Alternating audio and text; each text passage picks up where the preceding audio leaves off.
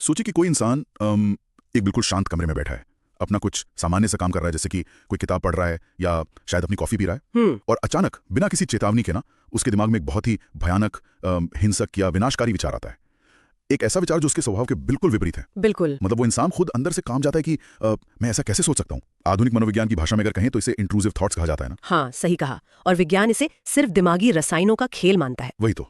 लेकिन जब हम सदियों पुराने आध्यात्मिक और ऐतिहासिक ग्रंथों को देखते हैं तो वे इन अचानक आने वाले विचारों को एक बिल्कुल ही अलग और चौंकाने वाला नाम देते हैं, एक अदृश्य फुसफुसाहट। और ये शुरुआती ना इस पूरे विषय की गंभीरता को स्थापित कर देती है। ऐतिहासिक और आध्यात्मिक स्रोतों में इन अदृश्य ताकतों को जिन का नाम दिया गया है।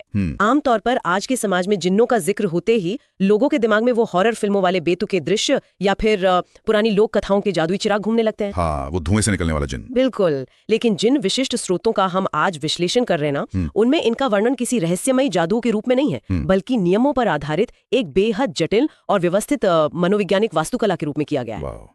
और यही कारण है कि आज की इस गहरी चर्चा में हमारा मिशन केवल डरावनी कहानियों को दोहराना नहीं है। एकदम सही। हम उन ऐतिहासिक और आध्यात्मिक ग्रंथों के पन्नों में उतरेंगे जो ये विस्तार से समझाते हैं कि जिन असल में इंसानों को कैसे प्रभावित करते हैं। हम ये डिकोड करेंगे कि ये जो नियंत्रण है, चाहे वो सीधे तौर पर शारीरिक हो या फिर बहुत ही सूक्ष्म मानसिक स्तर पर, वो काम कैसे करता है। वे इंसानी दिमाग की किन विशिष्ट कमजोरियों की तलाश में रहते हैं, और सबसे महत्वपूर्ण बात कि इन ग्रंथों के अनुसार इन अदृश्य ताकतों की शक्तियों की सीमाएं क्या हैं। मतलब ये चर्चा ना मानव मनोविज्ञान और हमारी अपनी चेतना की सुरक्षा प्रणाली को समझने के लिए एक मास्टर क्लास की तरह है। हाँ, और इस विषय का विश्लेषण करते समय जो बात सबसे दिलचस्प उभर कर आती है वो ये है कि स्रोतों ने इस अदृश्य प्रभाव को बहुत ही वैज्ञानिक ढंग से दो अलग अलग श्रेणियों में बांटा है। अच्छा। पहला तरीका बहुत ही प्रत्यक्ष, आक्रामक और शारीरिक है, जबकि जो दूसरा तरीका है वो इतना सूक्ष्म, खामोश और मनोवैज्ञानिक है कि इंसान को कभी पता ही नहीं चलता कि उसके साथ कोई हेरफेर हो रहा है। चलिए इसे थोड़ा खोलकर समझते हैं। तो शुरुआत उस तरीके से करते हैं जो सबसे ज्यादा प्रत्यक्ष है। हाँ। और जिसका जिक्र सुनकर ही रोंगटे खड़े हो जाते हैं। शारीरिक नियंत्रण। हाँ, जिसे अलमास कहते हैं। बिल्कुल। आध्यात्मिक ग्रंथों में इस अवस्था को अलमस कहा गया है। जब हम इन पुराने पन्नों को पलटते हैं ना, तो अलमस का वर्णन एक ऐसी भयावह स्थिति के रूप में मिलता है जहां माना जाता है कि जिन भौतिक रूप से मानव शरीर की सीमाओं को लांघ कर उसके भीतर प्रवेश कर जाते हैं। सही बात है। इसके बाद उस व्यक्ति की वोकल कॉर्ड्स, उसकी मांसपेशियों और उसकी हरकतों पर किसी और का नियंत्रण हो जाता है।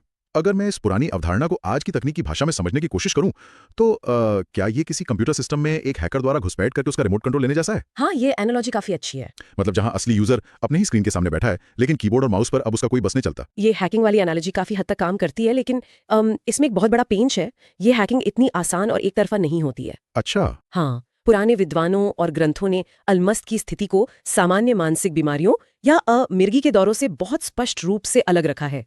स्रोतों में दर्ज है कि जब असली अलमस होता है ना, तो व्यक्ति अक्सर ऐसी भाषाएं बोलने लगता है जो उसने जीवन में कभी सीखी नहीं। वाह, सच में? बिल्कुल। या फिर उसमें ऐसी अलौकिक शारीरिक ताकत आ जाती है जो मानव शरीर रचना विज्ञान के हिसाब से असंभव है।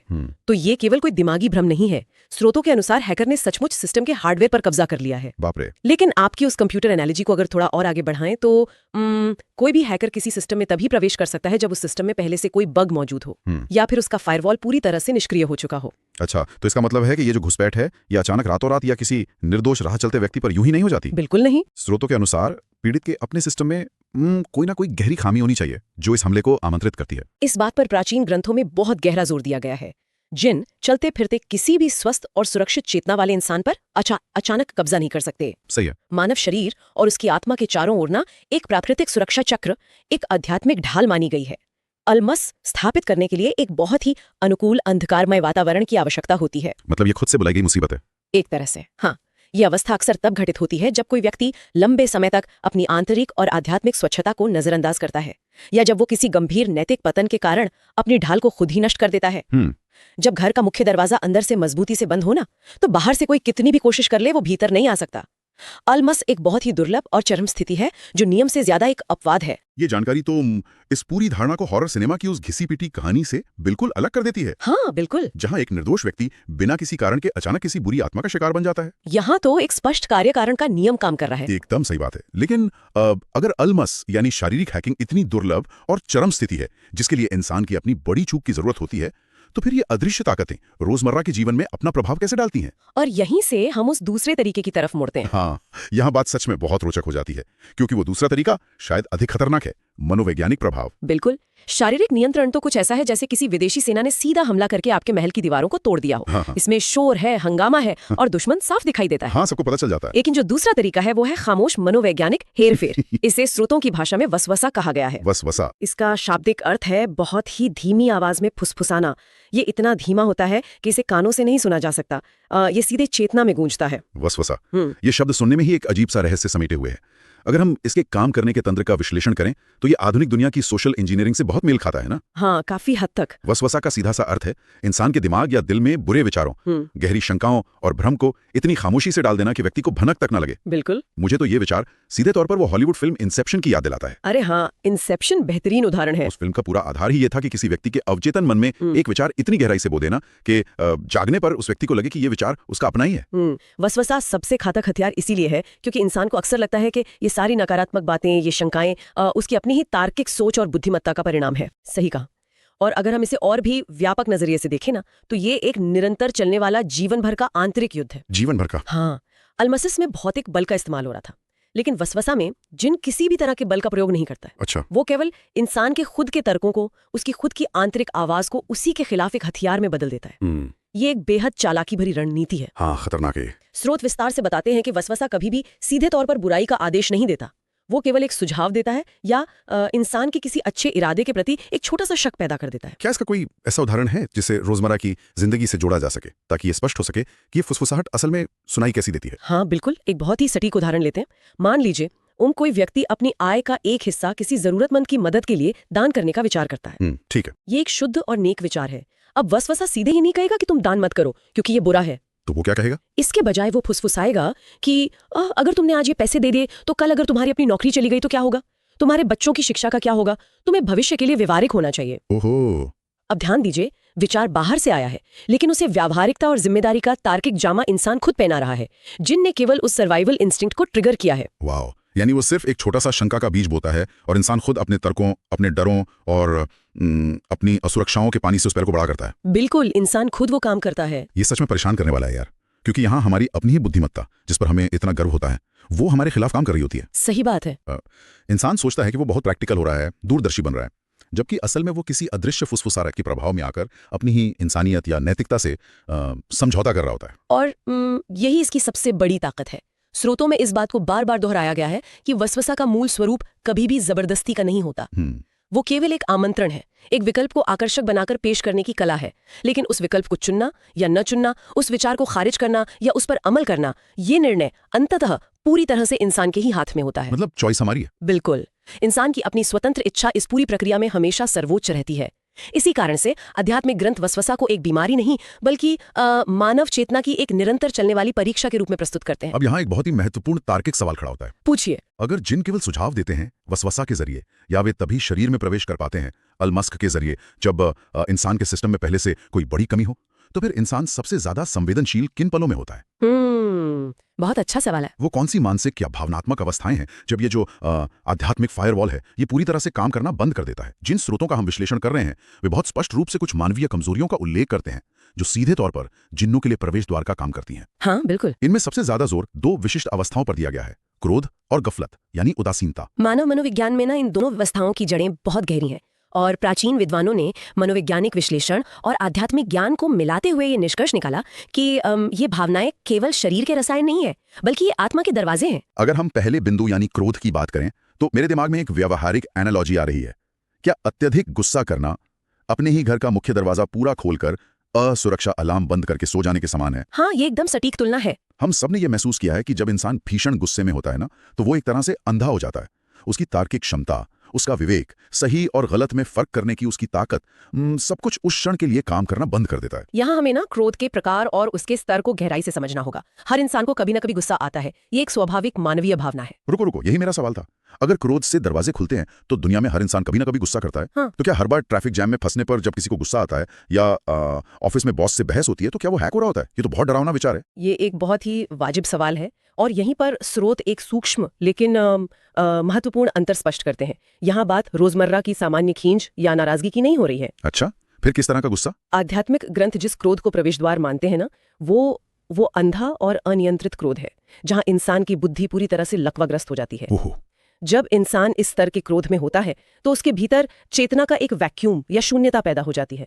जिन इसी शून्यता का इंतजार करते हैं। उस उबलते हुए क्षण में वसवसा सबसे ज्यादा प्रभावी होता है, क्योंकि तब इंसान तार्किक रूप से उस बाहरी विचार को खारिज करने की स्थिति में ही नहीं होता। वो हर उस विचार को सच मान लेता है जो उसके गुस्से की आग को और भड़काता है।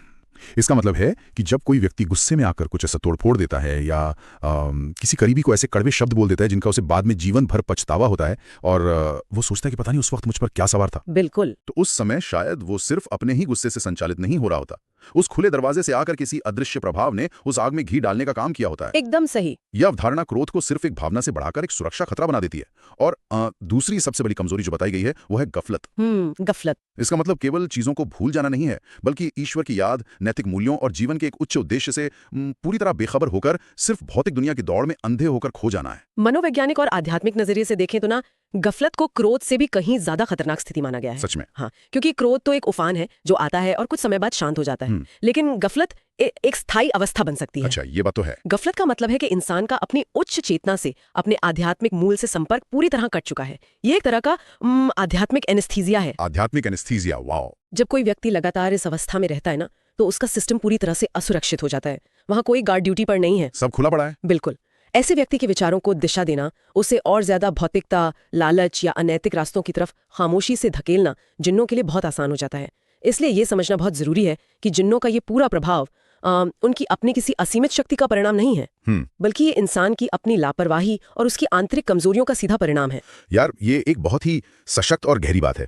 जो विषय शुरुआत में केवल डरावना लग रहा था, वो अब व्यक्तिगत जिम्मेदारी का एक भारी एहसास करा रहा है। बिल्कुल। लेकिन इन सारी शक्तियों, चरम शारीरिक हैकिंग और रोजमर्रा की अदृश्य फुसफुसाहटों के बारे में इतने विस्तार से जानने के बाद ना, ये महसूस होना बहुत स्वाभाविक है कि इंसान तो फिर पूरी तरह से लाचार है। ऐसा लग सकता है। एक ऐसा अदृश्य दुश्मन जो बिना दिखाई दिए दिमाग में विचार डाल सकता है, जो इंसान की कमजोरियों का अध्ययन करता है, उससे कोई कैसे लड़ सकता है? ये तो एक हारी हुई लड़ाई लगती है। लेकिन स्रोतों का एक बहुत ही महत्वपूर्ण हिस्सा इसके ठीक विपरीत बात करता है और एक बहुत ही शक्तिशाली समाधान पेश करता है। जी, और इस पूरी चर्चा का जो सबसे अहम और आशाजनक पहलू है ना, वो यही है।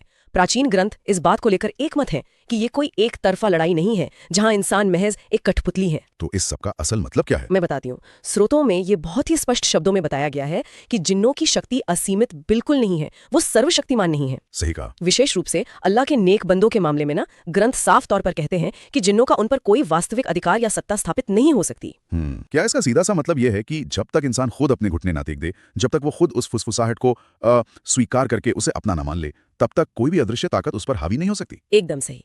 यहाँ जिन्नों की सीमाओं को बहुत स्पष्ट रूप से रेखांकित किया गया है। उनके पास ब्रह्मांड में किसी भी इंसान से जबरदस्ती कोई पाप करवाने की या उसे उसकी इच्छा के विरुद्ध किसी गलत रास्ते पर खींच ले जाने की कोई ताकत नहीं है। अच्छा।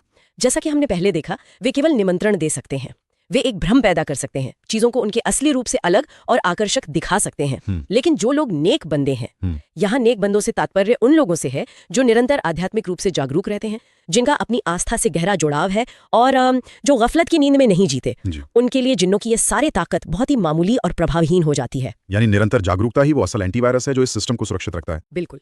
इस प्रक्रिया को ऐसे समझा जा सकता है कि जब एक उच्च आध्यात्मिक जागरूकता वाले व्यक्ति के मन में कोई वसवसा या बुरा विचार आता है ना, तो उसकी वो जागरूकता तुरंत एक अलार्म बजा देती है।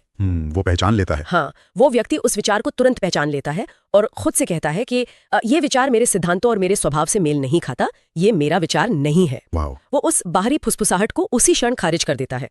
एक मजबूत आस्था और साफ नियत वाले लोगों के लिए जिन्नों के ये तमाम प्रयास एक बहुत ही मजबूत दीवार से टकराकर वापस लौट जाते हैं। बेहतरीन। ऐसे लोगों पर जिन्न अपनी कोई सत्ता स्थापित नहीं कर पाते, क्योंकि वहां इंसान का फायरवॉल पूरी तरह से अपडेटेड और हर पल सक्रिय होता है। तो अंततः इस पूरी व्यवस्था की जो धुरी है, असली ताकत किसी अदृश्य प्राणी के रहस्यमय वजूद में नहीं है, बल्कि इंसानी इच्छा शक्ति की सर्वोच्चता और उसके आध्यात्मिक जुड़ाव में निहित है। बिल्कुल सही कहा आपने। जिन असल में केवल हमारी खुद की कमजोरियों का एक आईना है, वे ठीक उसी जगह प्रहार करते हैं जहां इंसान ने खुद अपनी सुरक्षा में सेंध छोड़ रखी होती है, या जहां वो अपने नैतिक मूल्यों से समझौता करने के लिए पहले से ही तैयार बैठा होता है। अगर हम इस पूरे विश्लेषण का निष्कर्ष निकालें ना, तो हम यही कह सकते हैं कि इन ग्रंथों में जिन्नों और उनके प्रभाव का ये पूरा विस्तृत ढांचा इंसान को डराने के लिए नहीं बनाया गया है। तो फिर किस लिए? बल्कि ये इंसान को सतर्क करने के लिए है। ये एक चेतावनी है कि मानव मन और शरीर एक ऐसा बहुमूल्य क्षेत्र है जिसकी सुरक्षा की पूरी जिम्मेदारी इंसान की अपनी है।